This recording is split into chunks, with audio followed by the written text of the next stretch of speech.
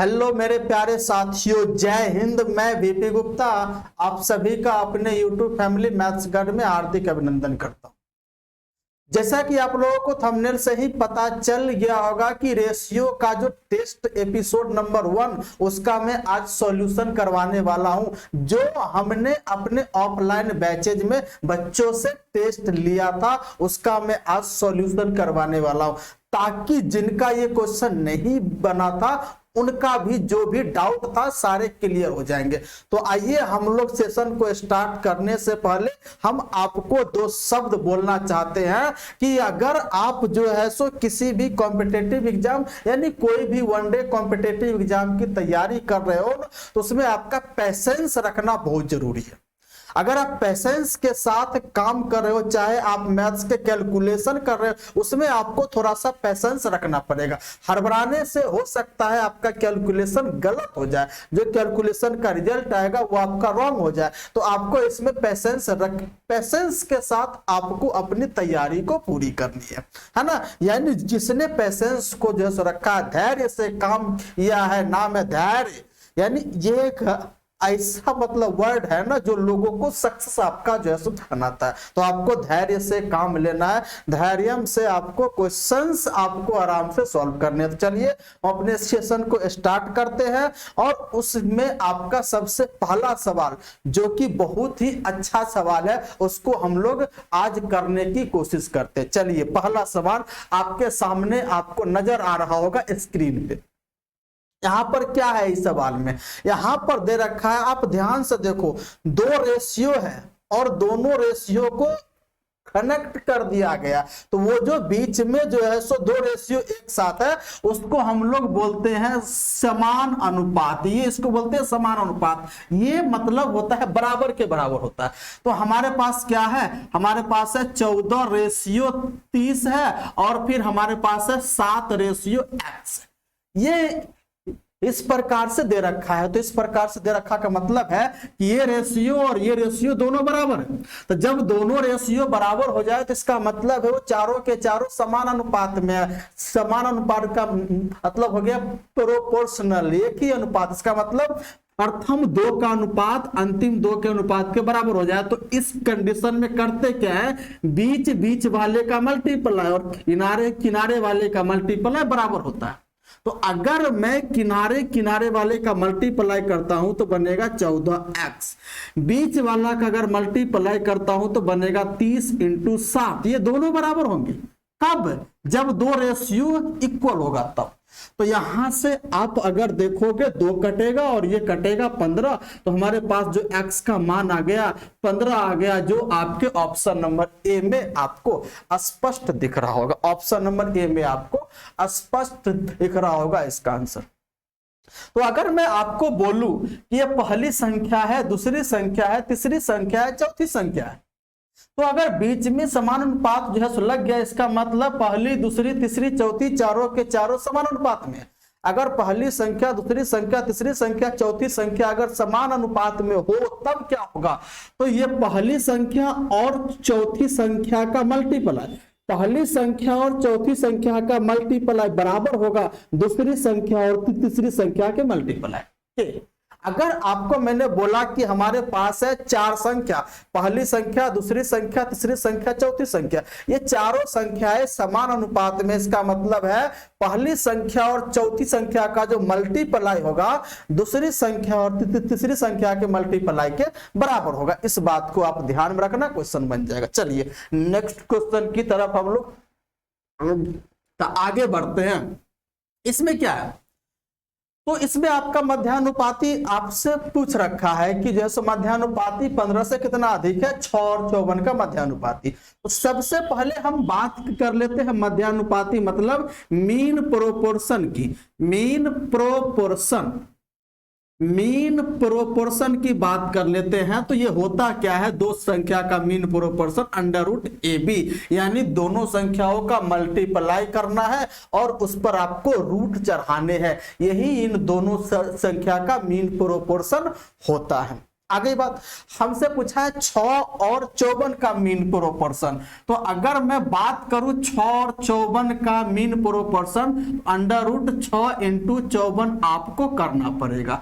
इसको करोगे तो कितना बनेगा, 6 इंटू 54 को लिखोगे 6 इंटू 9, तो यहां पर है 2 6 का वर्गमूल हो गया 1 6 और 9 का वर्गमूल हो गया 3, कितना आ गया आपका 18। कितना आ गया 18 आ गया आपका, यानी 6 और 54 का जो वर्गमूल आ गया 18 आ गया।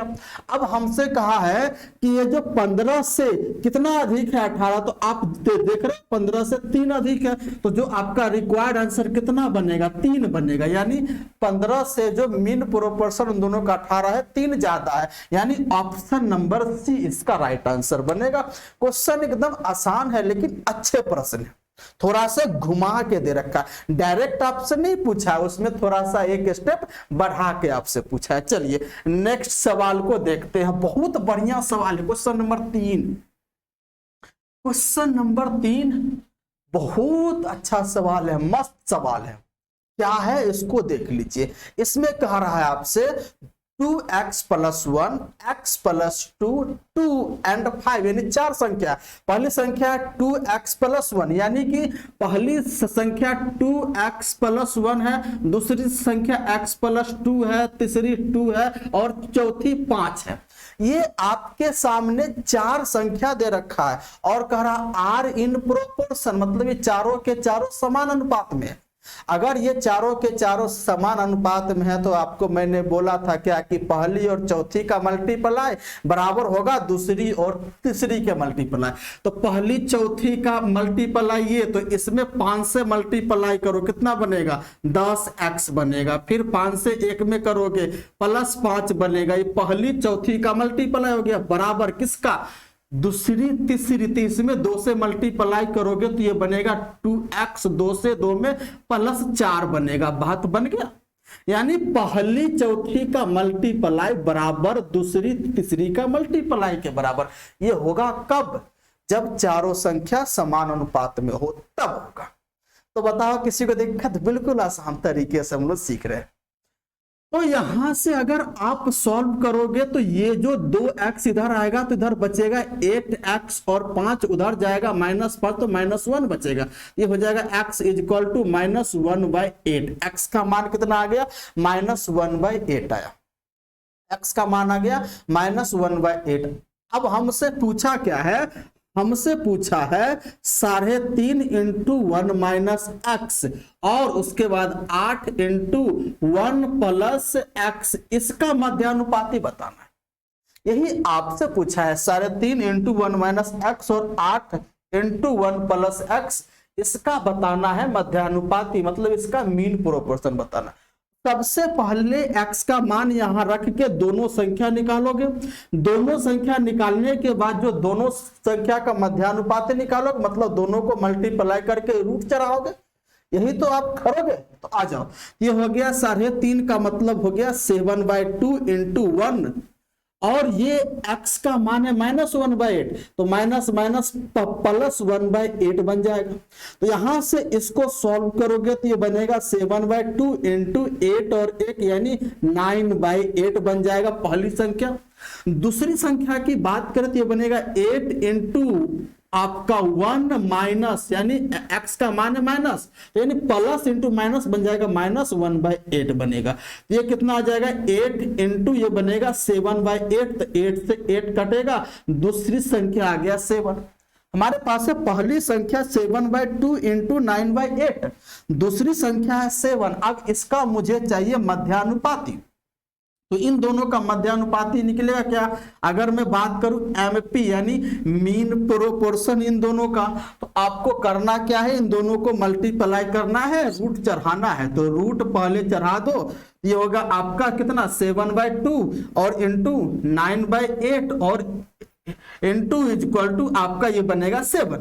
ये रहा पहली संख्या, ये रहा आपका दूसरी संख्या। अब हमको रूट से बाहर आपको जो है निकालना है, तो हम देख रहे हैं 7 × 7, 2 7 का 1 7 वर्गमूल बन जाएगा, 9 का वर्गमूल बनेगा 3 और नीचे में 2 इंटू 8 यानी 16, 16 का वर्गमूल 4। तो हमारे पास क्या बना 21/4, 21/4 बनेगा 5.25, तो 5.25 यानी ऑप्शन नंबर बी आपका सही उत्तर बनेगा। बी आपका सही उत्तर बनेगा किसका, सवाल नंबर इसका। तो आप देख रहे हो सवाल तो है बिल्कुल आसान, लेकिन अच्छा सवाल है, मैं बार बार बोल रहा हूं।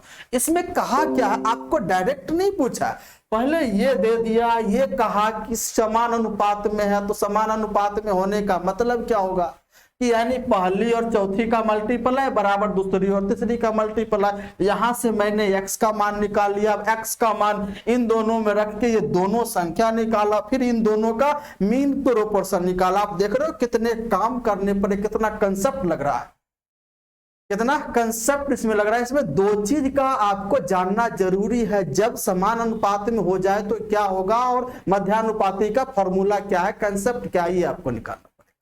तो ये बात आप समझ गए। चलिए नेक्स्ट सवाल, सवाल जो नंबर आपका है 4, आपका है सवाल जो नंबर 4 है। क्या कहा है इसको आप एक बार पढ़िए। तो इसमें कह रहा है एक समानुपात में, इसका मतलब है एक संख्या है यानी समान अनुपात में है सारे के सारे संख्या, पहला दूसरा और चौथा संख्या दे रखा है। अगर समान अनुपात हो, अगर 4 संख्या का अगर समान अनुपात हो, पहला दूसरा और चौथा, यानी कि पहला आपका दे रखा है 51, दूसरा दे रखा है 68, तीसरा मुझे नहीं पता, और चौथा दे रखा है 108। अरे बात, यानी पहला दूसरा और चौथा संख्या दे रखा है ये 51, 68 और 108, लेकिन तीसरा मुझे नहीं पता, तो इसको मान लो आप x। और ये क्या है, ये समान अनुपात में कह रहा है, आपसे कह रहा है कि ये समान अनुपात में, इसका मतलब है पहली और लास्ट का मल्टीप्लाई बराबर मतलब दूसरी और तीसरी का। तो हमारे पास कितना आ जाएगा 68 इंटू बनेगा x दूसरी तीसरी का मल्टीप्लाई बराबर होगा किसका 51 इंटू 108। भाई ऐसा क्यों, क्योंकि ये समान अनुपात में दे रखा है ऊपर में, एक समान अनुपात में, बात खत्म। तो हमारे पास ये बनेगा 17 चौका 68 और ये बनेगा 17 या 51, 4 से कटेगा 108, कितना बनेगा 27। तो हमारे पास x is equal to 3 into 27 कितना बनेगा 81। हमारे इसका उत्तर बनेगा, कितना उत्तर बनेगा 81, जो आपके ऑप्शन नंबर डी में है। बात खत्म। देखो कितना आसान सवाल। चलिए नेक्स्ट नंबर सवाल, बहुत ही बढ़िया है सवाल। क्वेश्चन नंबर 5 है ये, क्या, हाँ बिल्कुल 5 है, बहुत बढ़िया सवाल है। आप देखो इसमें कह रहा है find the mean proportion of, दो संख्या दे रखा है जो अलजेब्रिक फॉर्म में है, जो बीजगणितीय रूप में है दोनों संख्या है। तो अगर मैं बोलूं इन दोनों का अगर मीन प्रोपोर्शन निकालने की बात आए तो आप क्या करोगे भाई, दोनों को गुना करके रूट चढ़ाओगे। तो हमारे पास क्या है, अगर मैं बोलूं मुझे ज्ञात करना है मीन प्रोपोर्शन, तो इधर आ रहा है क्या, थोड़ा सा और इधर आ जाएगा। तो अगर हमें ज्ञात करना है मीन प्रोपोर्शन, तो मीन प्रोपोर्शन के लिए करना क्या होता है मुझे बताइएगा। तो मुझे करना होता है भाई साहब, एक रूट होता है और उस रूट में दोनों संख्याओं का मल्टीप्लाई होता है, यही तो होता है। तो पहली संख्या क्या है, पहली संख्या है a cube plus b cube और बट्टा में a माइनस b, यही तो है पहली संख्या, है ना। आपको नजर आ रहा होगा यहाँ पे पहली संख्या क्या है, पहली संख्या a cube plus b cube बट्टा में माइनस b। दूसरी संख्या क्या है आपका, तो दूसरी संख्या आपके सामने a square minus b square और अपॉन क्या है a square minus ab plus में b स्क्वायर। और ये दो संख्या अगर मीन प्रोपोर्शन दोनों को मल्टीप्लाई करके रूट चढ़ाना होता है। हम बार बार सामने इसलिए देख रहे हैं कि क्वेश्चन सामने लगा हुआ है और आपको प्रश्न यहाँ पे नजर आ रहा होगा, है ना, हमारे सामने है प्रश्न, आपको यहाँ पे नजर आ रहा होगा, है ना। तो आ जाइए, तो हम इसका अब मीन प्रोपोर्शन यहाँ पर निकालना। इसका मीन प्रोपोर्शन के लिए करना क्या होगा, ऊपर नीचे कटने वाला होगा उसको काटेंगे। अगर आप देखोगे a cube plus b cube, इसका एक फॉर्मूला होता है, ए स्क्वायर माइनस बी स्क्वायर, इसका भी एक फॉर्मूला होता है, उसको लिखने की कोशिश करते हैं। मुझे बताओ a cube plus b cube क्या होता है?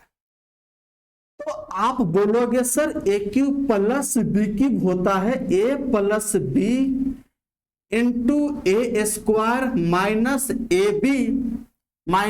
ए बी और प्लस का बी स्क्वायर होता है। ये तो हो गया इसका, और ये बट्टा में क्या होगा, ए माइनस बी हो गया, तो ये इसका हो गया। अब यहां पर ये भी तो है, तो इनटू में इसका क्या होता है फॉर्मूला, इसका बनेगा a plus b into a minus b बनेगा, और ये नीचे वाला आपका जो कहते हो a square minus a b plus b square, बात खत्म। इससे ये वाला कटेगा, ए माइनस बी से ए माइनस बी कटेगा।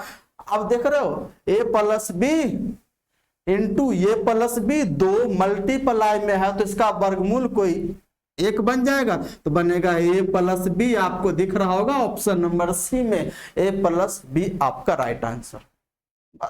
कितना आसान क्वेश्चन।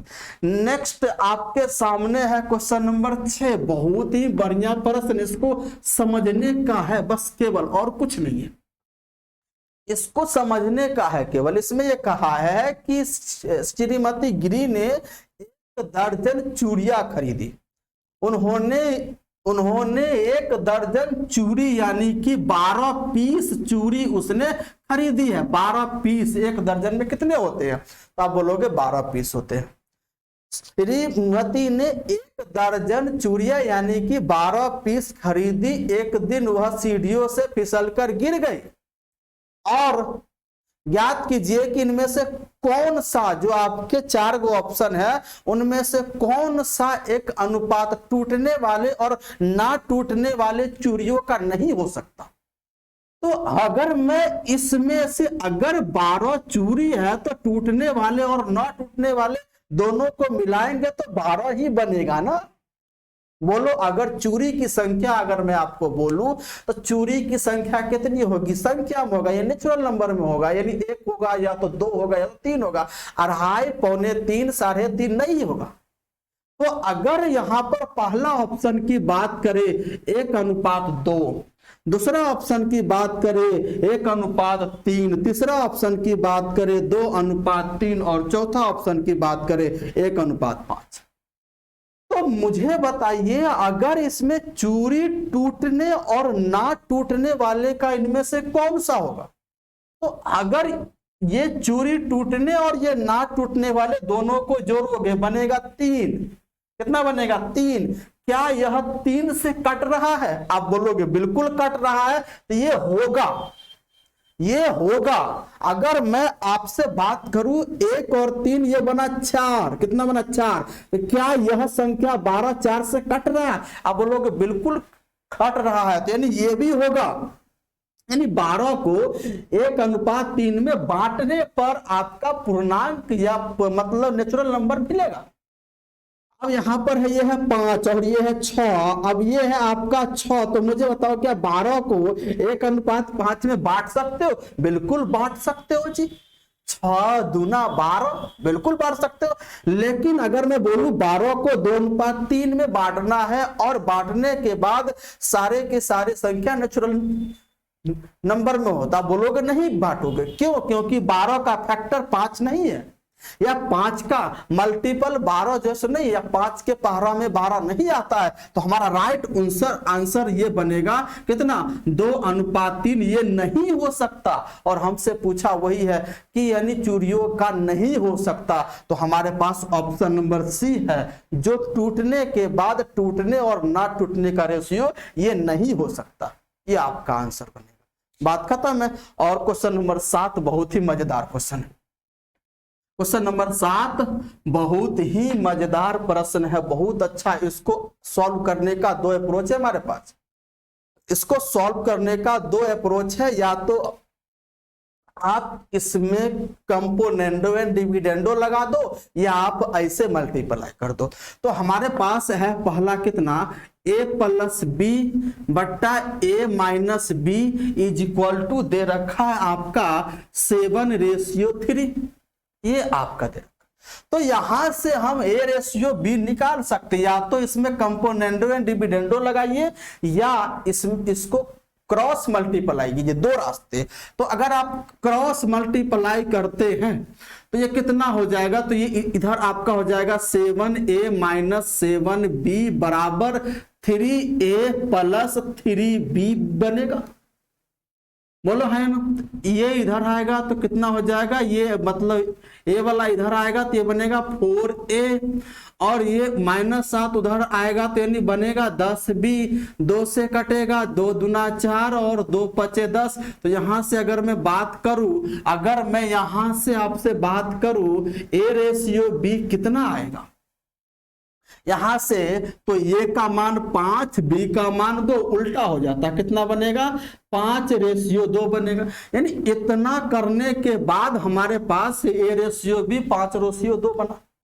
दूसरा हमारे पास क्या है, दूसरा हमारे पास है b प्लस सी बट्टा b minus c is equal to दे रखा है 7/1।